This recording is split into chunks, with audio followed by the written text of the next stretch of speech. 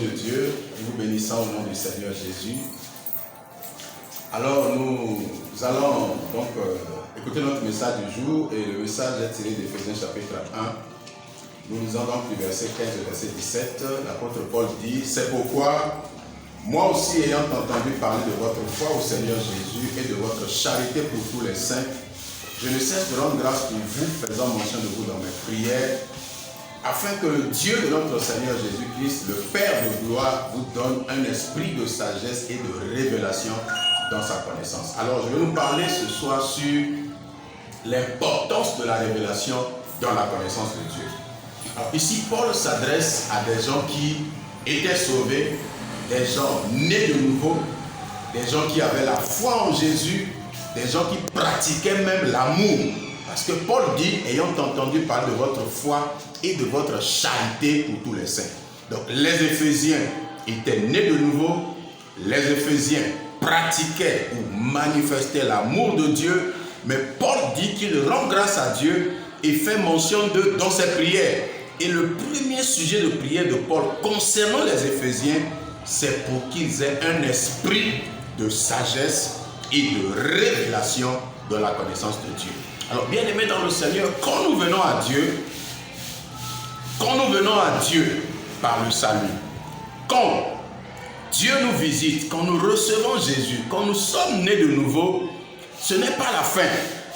La nouvelle naissance est le début d'une vie. La nouvelle naissance nous introduit dans les choses de Dieu. Mais nous devons aller en profondeur avec Dieu. C'est pourquoi Paul parle d'un esprit de sagesse et de révélation. Il nous faut connaître Dieu dans sa sagesse. La sagesse de Dieu est infiniment variée. Elle est différente de la sagesse humaine. Elle est différente de la sagesse de l'homme. Nous avons beau être sages selon l'homme, mais la sagesse selon Dieu est différente. Et pour que cela soit possible, nous avons besoin que Dieu se révèle à nous, que Dieu se révèle à nos cœurs, que Dieu manifeste son amour, que l'œuvre du Saint-Esprit en nous opère et produise la sagesse divine. Bien-aimés chrétiens, la sagesse divine, c'est ce dont tous les hommes ont besoin. Tous ceux qui sont en Christ ont besoin de la sagesse divine. La sagesse divine permet de résoudre beaucoup de problèmes. Un exemple simple de la sagesse divine est que lorsque Salomon était parvenu au trône et que Dieu lui a dit: demande-moi ce que tu veux que je te donne. Après que Salomon ait cherché Dieu sur le haut lieu de Gabaon, Dieu dit: demande-moi ce que tu veux que je te donne. Salomon dit: la sagesse. Et quand Dieu a donné à Salomon la sagesse et que deux femmes sont venues vers lui parce que leur enfant, un enfant était mort et chacun disait: c'est mon enfant qui est en vie, c'est l'enfant de l'autre qui est mort. Alors la sagesse a amené Salomon à dire de lui amener un couteau et de diviser l'enfant vivant en deux pour que chacune des deux puisse prendre une moitié. La mère de l'enfant frémit dans ses entrailles et dit: laissez-lui, donner l'enfant. Alors Salomon a compris par la sagesse que c'était elle qui était la vraie mère, parce que l'autre femme disait: il faut découper l'enfant en deux, nous donner une partie. Bien-aimé, la sagesse divine, c'est ce dont nous avons besoin. Un esprit de sagesse et de révélation. La Bible dit: quand il n'y a pas de révélation, le peuple est sans frein, le peuple périt. Chrétien, si tu n'as pas la révélation, tu peux être né de nouveau, crier: je suis né de nouveau, converti, j'ai reçu Jésus. C'est une bonne chose. Mais tu dois aller en profondeur. Et dans cette profondeur, tu as besoin de la révélation. Révéler, c'est faire connaître. Il y a des choses que Dieu doit te faire connaître. Il y a des choses que tu dois connaître de Dieu. Et ces choses, on ne les connaît pas. Ces choses ne se découvrent pas simplement par la nouvelle naissance. La nouvelle naissance est une étape, mais il faut aller en profondeur dans la révélation. C'est pourquoi, chrétien, tu dois prier. Si tu es né de nouveau, tu dois prier, dire à Dieu: je veux un esprit de sagesse et de révélation dans ta connaissance. Je veux te connaître pas de manière superficielle, mais je veux te connaître profondément. Je veux connaître les Écritures, non selon la lettre, mais selon l'esprit qui vivifie. Seigneur, conduis-moi, amène-moi en profondeur, amène-moi dans la révélation.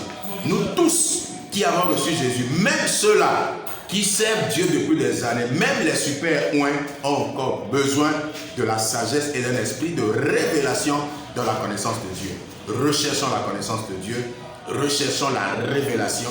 La révélation ne vient pas à nous instantanément, ne vient pas à nous comme ça. Il y a un travail que nous devons faire pour que la révélation vienne. Et pour que Dieu se révèle à Salomon, la Bible dit que Salomon est allé sur le haut lieu de Gabaon.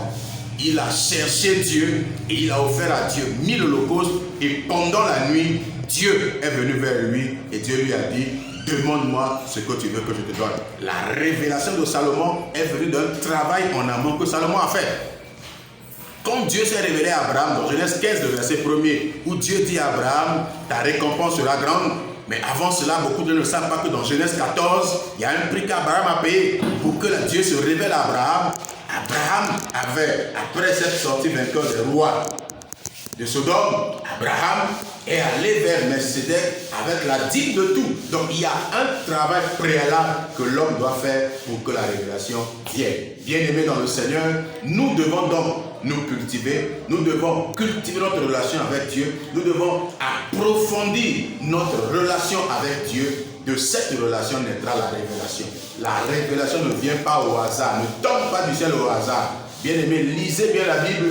La plupart des gens qui ont eu la révélation en amont, ils ont fait un travail. Comme Paul avec ses compagnons était en voyage missionnaire et qui voulait aller en Bithynie, ils ont voulu aller dans la Mysie. Ils avaient le goût, ils étaient dans la volonté de Dieu où ils voulaient annoncer l'évangile. C'est dans cette volonté, c'est dans ce travail qu'il faisait le missionnaire que la nuit, Paul va avoir une vision où un Macédonien va l'appeler pour dire: viens vers nous. Alors Paul a compris que le Seigneur voulait qu'ils aillent en Macédoine. Et c'est comme ça qu'ils sont retrouvés à Philippe. Ils ont annoncé l'évangile. Bien-aimés dans le Seigneur, un esprit de sagesse et de révélation, de la connaissance de Dieu. La révélation ne tombe pas du ciel. Il y a un travail préalable que l'homme fait pour que Dieu se révèle à lui. Le Saint-Esprit est en nos siècles, mais nous devons cultiver notre relation avec Dieu. Nous devons approfondir notre relation avec Dieu. Il y a un travail spirituel que nous devons faire. Et ça, c'est la part de l'homme. Et Dieu fera sa part en se révélant à nous. Soyons disposés au Saint-Esprit. Donnons à Dieu notre temps. Donnons à Dieu notre vie et laissons-le manifester la révélation. Laissons-le manifester sa sagesse à travers nous. Soyons disposés chrétiens parce que Dieu a beaucoup de choses à nous révéler. Dieu a beaucoup de choses à nous montrer. Dieu a beaucoup d'orientations à nous donner. Que Dieu bénisse sa parole et qu'il vous bénisse. Shalom.